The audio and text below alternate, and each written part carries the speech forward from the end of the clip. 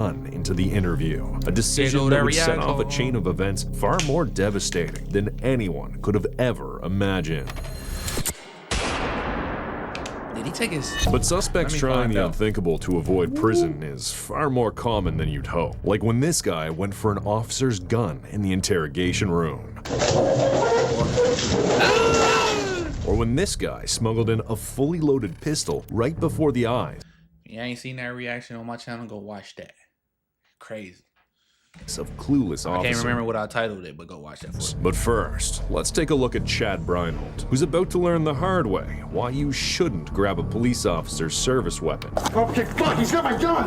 He's got my gun! Chad was taken into custody after showing up at his girlfriend's workplace severely intoxicated. But he wasn't here to cooperate. In fact, he's here to make the officer's life a lot more difficult. As he sits in the interrogation room, he grows restless and starts eyeing the holster on an officer's waist when he gets an idea that would turn his otherwise minor charge into a death sentence. No, we're not letting you go. For what? We told you it'll still be a few minutes before you can go anywhere. Before what? Before we go to jail. Tell you what, give me your shoe. No. Yeah. No. I'm giving you my shoe. Give me my shoe. Give me my shoe. I got it. Okay, fuck, he's got my gun! He's got my gun! You're about to die, my friend! Let go! Let go! Fuck! Don't grab the gun! Charlie 421, shots fired. Shots fired. You good? You good? We need medical. Yeah.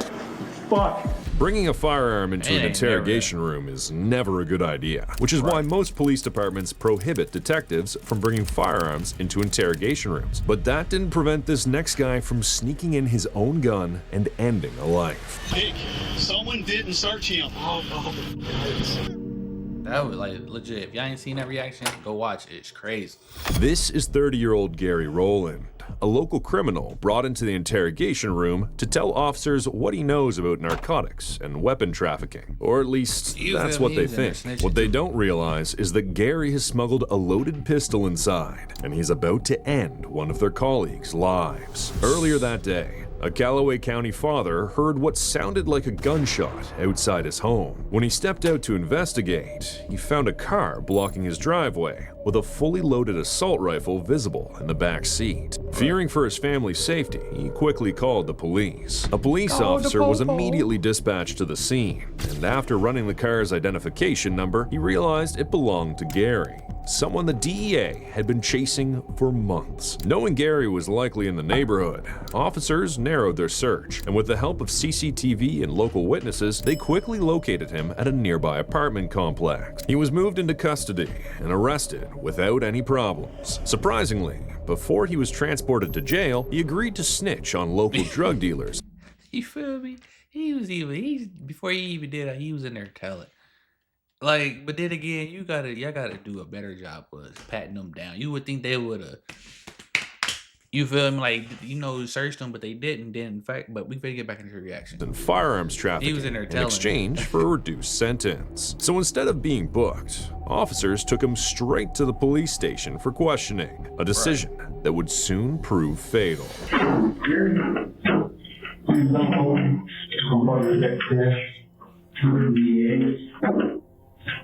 ready to rest?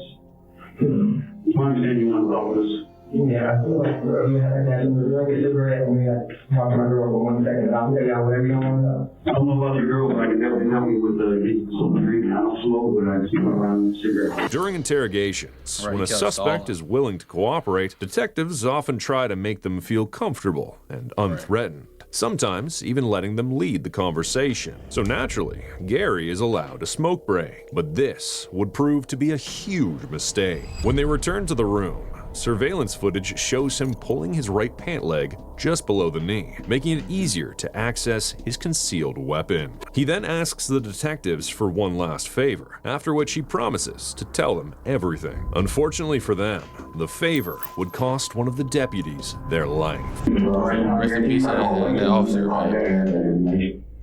Female stranger.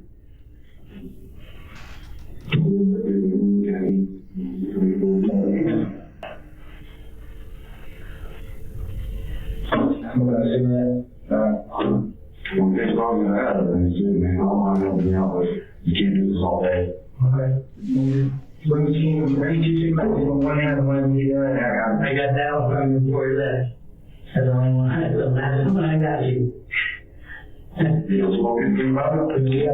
At this point, officers believe they're on the verge of obtaining crucial information, so they grant him another smoke break. They follow him outside, but this time, only one of them will come back alive. Standing in front of the building, Gary waits for the perfect moment to strike, and as soon as the coast is clear, he wastes no time drawing his gun.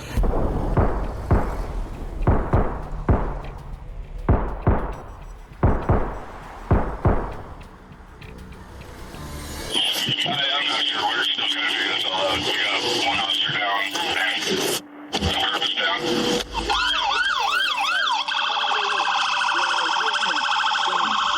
Nick, someone didn't search him. I hope it fucking hurts. It was in his waistband. I hope it fucking hurts. Hey, I just still can't believe that. No, go over there to Jody.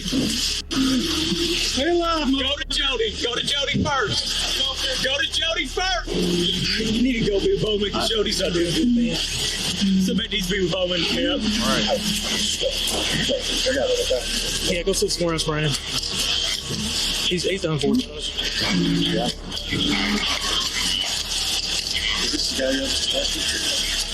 I guess we didn't search him enough. He had a gun on his waistband. 44-year-old detective Jody Cash was transported to the hospital in critical condition, but tragically, he succumbed to his injuries shortly after. As for Gary Rowland, he was shot 12 times immediately after the incident and died on the spot. When officers inspected his gun, they discovered it had jammed, Right, a lucky that's why he malfunction that didn't prevented go. more lives from being lost. This is exactly why suspects must be searched thoroughly before any interrogation. But sometimes, officers come dangerously close to being killed with their own weapon. Please don't shoot me!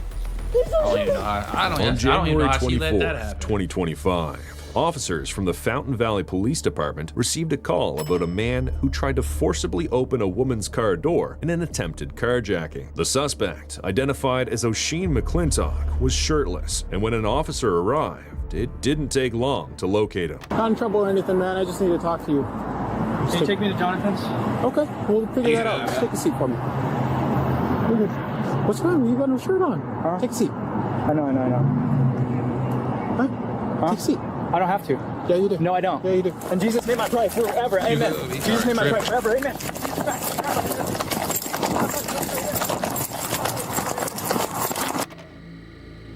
Just 148 at this time. He's in the parking lot across from the PD. The man managed to outrun the officer and get out of sight, but just a few seconds later, he approached another cop car, only this time, he didn't have the best intentions.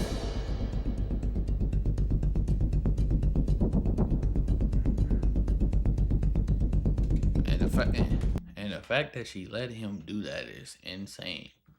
Like the fact that she let him walk up to the car, she had her gun out, she let him grab it, take it from her. She man, I just boy. She's supposed to pull that trigger right there with a bow. Save the Jesus name! They're saving the Jesus name forever! Like, she done, They're saving the Jesus name forever!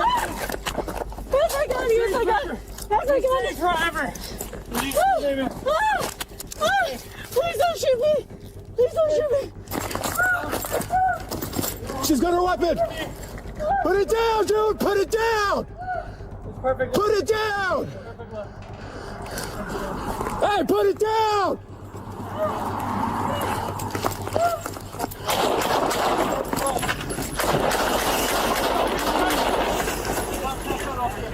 $998.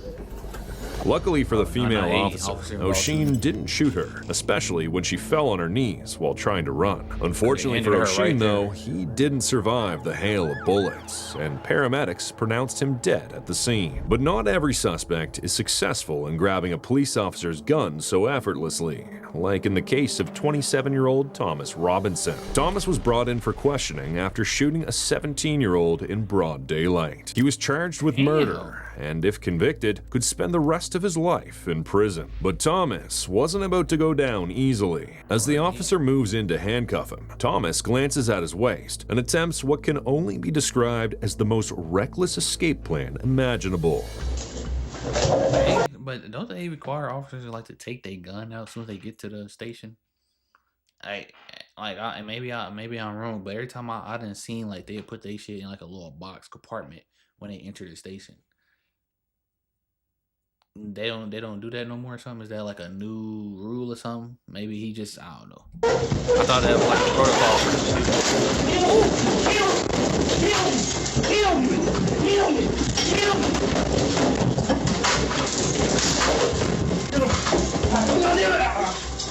Fucking piece of shit. God damn it.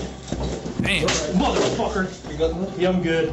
You couldn't get it. The suspect tried to grab the officer's gun, but the safety features built into the holster kept him from pulling it out. Just like that, Thomas's grand escape plan failed. But he wasn't the only one with ambitious ideas. The next suspect tried something similar, only his weapon of choice was far more unconventional, to say the least. A man named Reed Duran was arrested at an elementary school after pretending to be the father of a kindergartner. He was acting strangely around the children and couldn't correctly name any of them, so officers took him into custody and brought him to the station. During the investigation, he confessed to officers that he had planned to lure one of the children away from the group, incapacitate them with candy laced with tranquilizers, and abduct them while they were unconscious. In Ohio, attempted kidnapping can mean up to 8 years in prison. But Reed had no intention of serving that time. Instead, he made a desperate bid to escape. Ooh! 9-5, look at a unit up here. Put your hands behind your back now. Okay. Stop. Put your hands behind your back now. That split-second decision only added another felony assault charge, and now Reed faces up to 30 years in prison instead of just 8. His escape plan clearly didn't end well, but the story's different for 19-year-old Hollis Daniels, who actually managed to do what previous RC was great happy. He got it. Yep. suspects couldn't. You had a family at home? That's his gun. Yep. And the kids? Yeah, are slipping. Pretty old? He ain't paying attention to him. I know he typing. On October 8th, 2017, Hollis got into an argument with his friend after allegedly stealing his gun. At one point, he even threatened to shoot him with it. When Hollis left the house that evening, his friend Leo called police and reported what had happened. Hollis was quickly located and pulled over on his way back to his dorm. Okay, what's going on tonight, man? Just keeping it easy. How's it going? Where were you coming from? My buddy's house. We got a call about you causing a disturbance. A disturbance? Yeah, over at your friend's house. Oh, no. Where's your friend live at? 28th or 29th or something. Okay, what's your friend's name? Leo? Leo? Yeah. Okay, why is Leo calling us telling us you're messing with him? I have no idea. Okay. Messing with him was great. Do you have any guns or any weapons in the vehicle? Any drugs or anything like that? Step out here and talk to me, man, okay? Okay. After stepping out, Hollis admitted he argued with his friends and even claimed he was thrown to the floor at one point. But he insisted he hadn't stolen anything from them, especially not a gun. When officers asked to search his car, he refused, leaving them with no choice but to let him go, despite having probable cause. The very next evening, a call came in from a student claiming that they had heard a gunshot and saw another student holding a gun. Officer Floyd East Jr. rushed to the scene with his partner to conduct a welfare check. Texas Tech Police Department. If you don't open up, we're keying in. As they went inside, they didn't find Hollis, but they met his roommate, whom they were able to question about Hollis's whereabouts. What's your name? Andy. Andy? Is that who we're looking for? No, we're looking for Hollis. I just woke up. I'm sorry. That's okay. What do you know about your partner that lives in this room down here? Hollis Daniels? Hollis? I don't know a whole lot about him. Really. I don't know, I haven't really hung out with these guys a whole lot. Okay. Did you see anything kind of weird last night, in the middle of the night? Last night? Mm-hmm. No, I got in kind of late last night because I went home for the weekend. The officers searched Hollis's room and found a small amount of marijuana along with a large stash of Xanax hidden in a bottle labeled for antibiotics. Friends later said Hollis had developed an addiction to Xanax, which he was obtaining illegally while also using marijuana to cope with anxiety. While the officers were searching through his room, Hollis finally showed up and was very surprised to see cops there. Hang on, what's your name, bud? Come here, buddy. What's up? What's your name? Andreas. No, it's not. Come on. No. He gave a roll. He said Andres.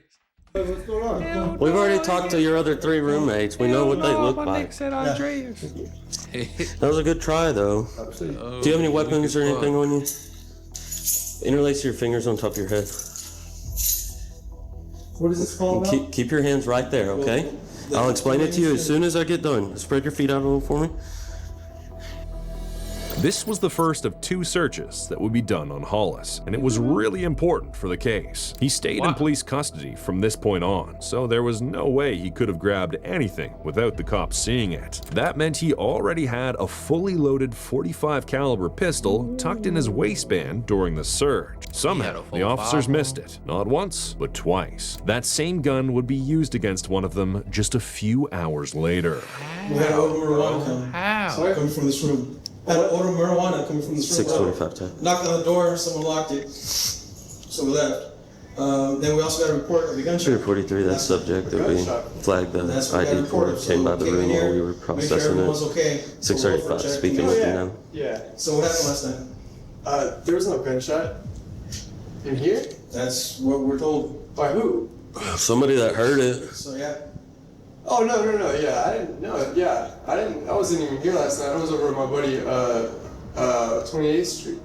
In fact, I got pulled over last night on the way back from 28th Street. What time was that? 28th Street. It wanted to. It wasn't clear whether he was the one who fired the shot in the dorm, but the officers had enough evidence to arrest him on a drug charge. He was arrested and taken back to the station. At around 7:15 p.m., Hollis and Officer Floyd went into a room to go through some paperwork. By this time, the officers had removed his handcuffs because he had been really cooperative up until then. They didn't see him as a threat anymore, but this turned out to be the last in a series of bad decisions the officers made, one that would end up being deadly for Officer Floyd. Just before pulling out his gun, Hollis asked Officer Floyd 3 questions. You have a family at home? Yep. And the kids? Pretty old?